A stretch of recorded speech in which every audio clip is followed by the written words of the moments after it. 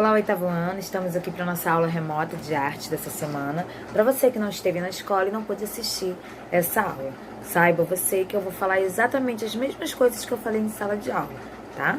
Então vamos lá.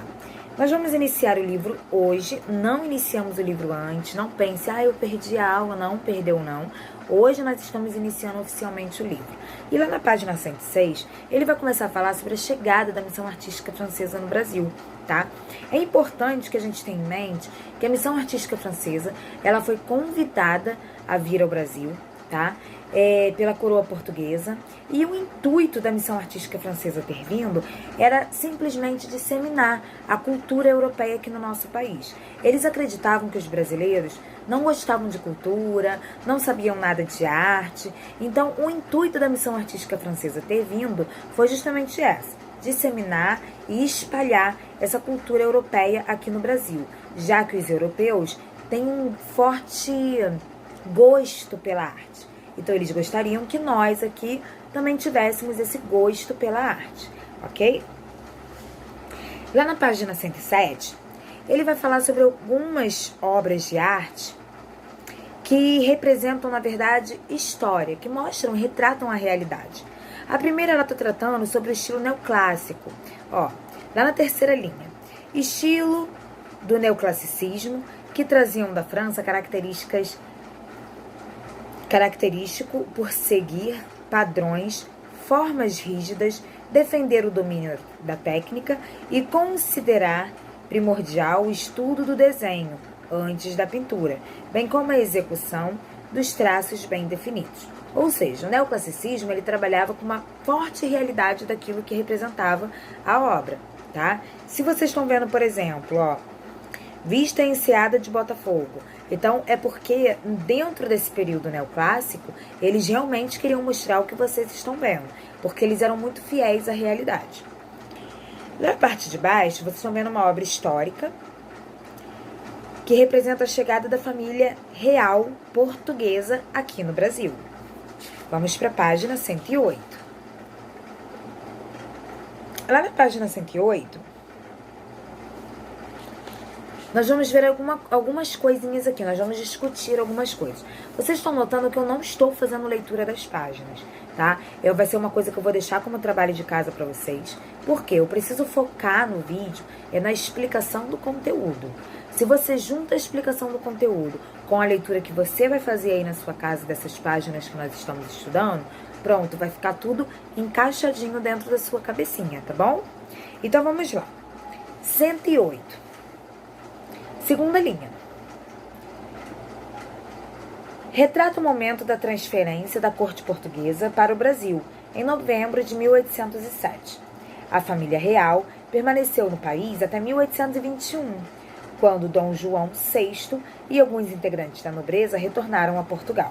Ou seja, eles ficaram aqui até 1821 e depois retornaram para Portugal. Lá embaixo agora, no último parágrafo desse tópico, tá?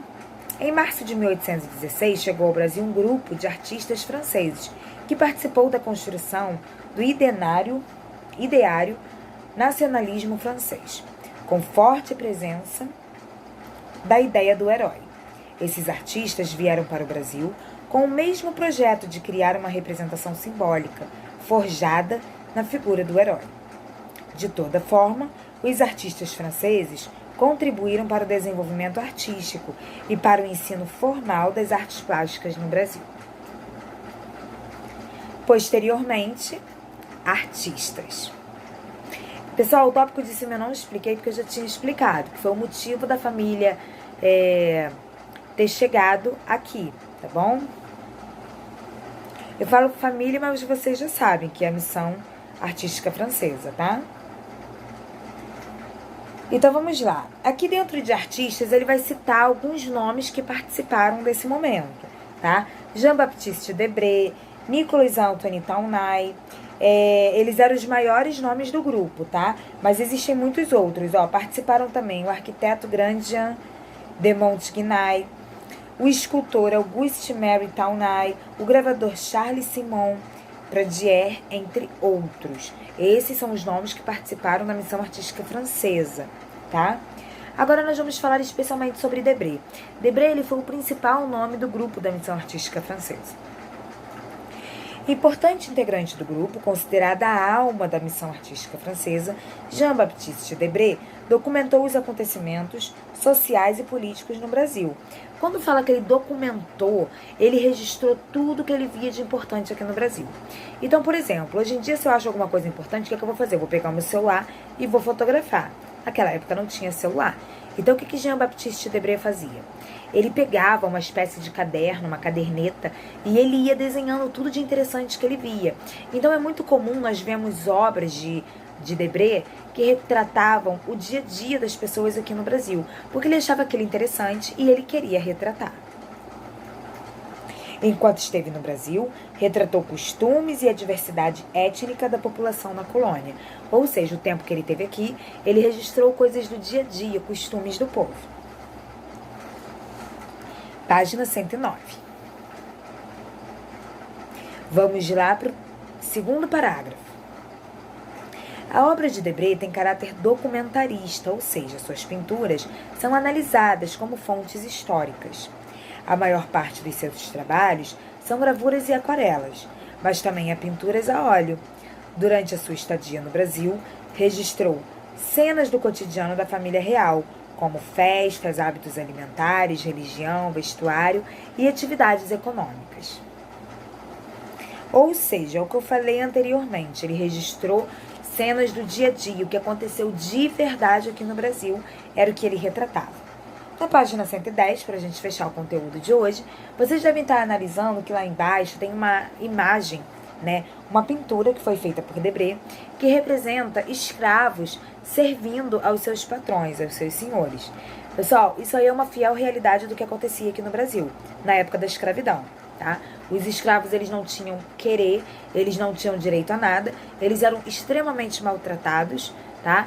E o texto ainda vai mais além, dizendo que muitos eram tratados até como se não fossem seres humanos. E nós vamos ver isso agora, lá no terceiro parágrafo. Debré representou a força do trabalho negro, evidenciando como os africanos foram um elemento principal na formação do Brasil. O artista também relatou como esses trabalhadores aqui escravizados eram tratados de forma desumana e cruel. Mesmo os escravizados que trabalhavam dentro das casas eram constantemente tratados com indiferença e como se não fossem humanos, ou seja, como se fossem pessoas diferentes dos brancos, o que não é realidade. Então, por mais que nós tentamos imaginar o que essas pessoas sofreram, a mente humana não alcança tamanho sofrimento que os negros sofreram nesse período, tá? Bem, eu peço que vocês sublinhem o rodapé dessas duas obras e peço que vocês sublinhem também esse parágrafo que eu acabei de ler, que é o terceiro parágrafo, desde Debré até fossem humanos, ok? E na próxima aula nós daremos continuidade. Um beijo no coração e tchau, tchau.